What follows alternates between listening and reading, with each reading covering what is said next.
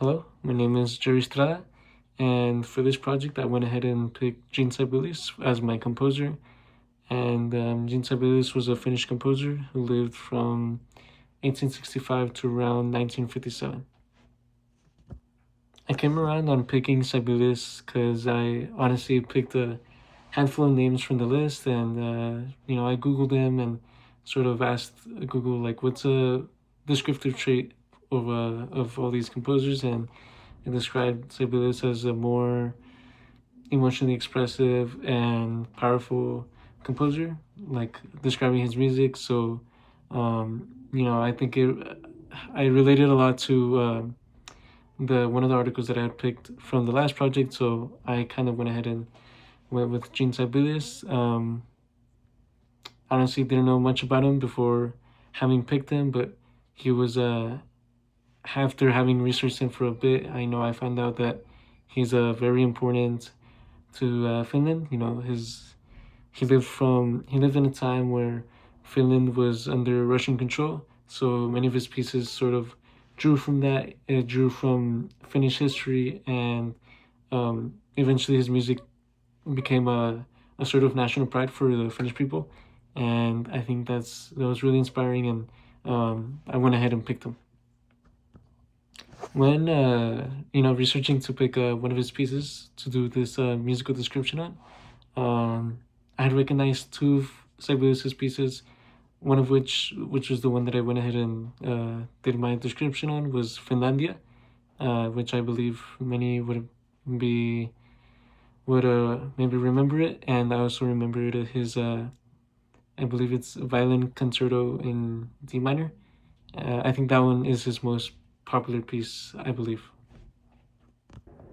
So, talking about Finlandia, which is ultimately the piece that I went with, the piece was written for a full orchestra, so strings, brass, percussion, the whole works, and sort of drawing back on what I said, where his music is more powerful and expressive.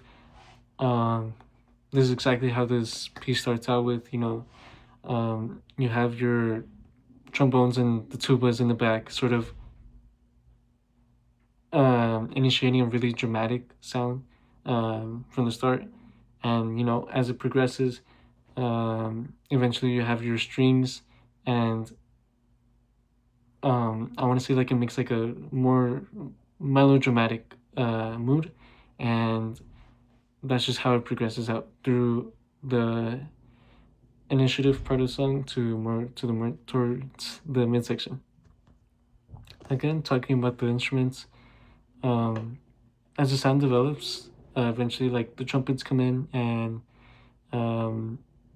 trumpets come in, and it's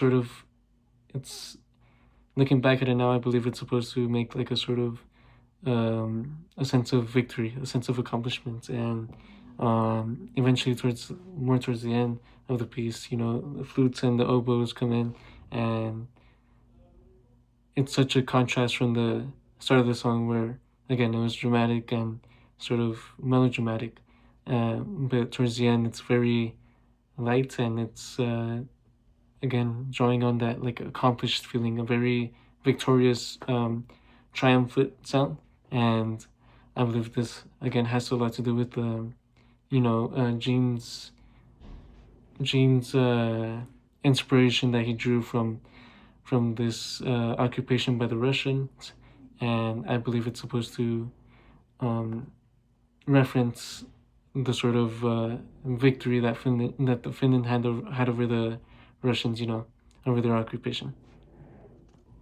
The melody for this song was um, it was really rememberable, I guess. It's very strong, and even though the texture changes throughout the piece, where sometimes the entire orchestra is playing, you can hear all sorts of textures from each instrument. To sometimes it's very it felt thin at some points, as sometimes it was solely the flute playing, and I believe it's supposed to. Sorry, I don't mean to sound like a broken record, but it's very reminiscent of a battle where maybe a sense of hopelessness can be found, and that's where, you know, the texture becomes thin to a more that triumphant feeling where the entire orchestra is playing. And maybe it's a little bit dramatic to say this, but I believe it's very reminiscent of a battle, and I believe the that's the vibe that Gene was going for. Overall, this piece was, you know, with its dynamics from powerful to tense, or a little bit more soft driven. I believe this piece was more emotional, and it was incredibly patriotic for these Finnish people. And I believe this is a reason that it's one of his most inspirational and popular pieces. And I honestly drew a lot from it, from the dynamics in the piece, where again texture sounded really full and dying down to sort of show a sense of hopelessness. And it was very emotional at times, and I had lots of fun listening to this piece.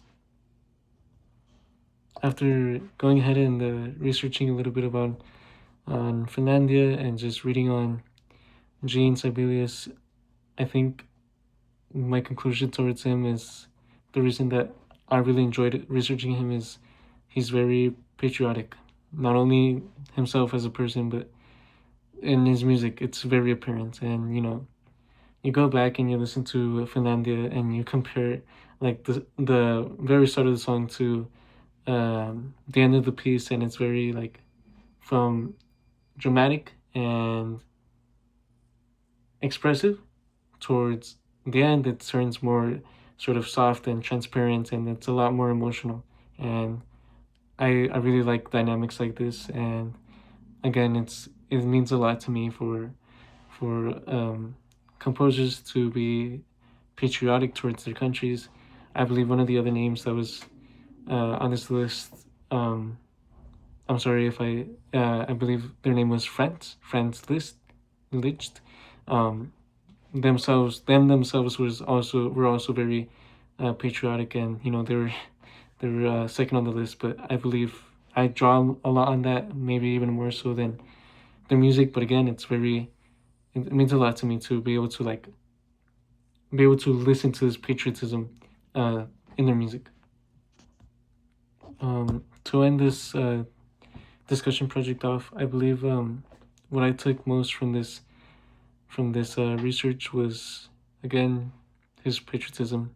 And you know, it reminds me a lot of the past NPR sort of summary project that we did, and I spoke on a Ukrainian pianist who again was you know, composing his music. He was in active he was in an active fight against the Russians, who had also invaded Ukraine at the time of his works that he had completed.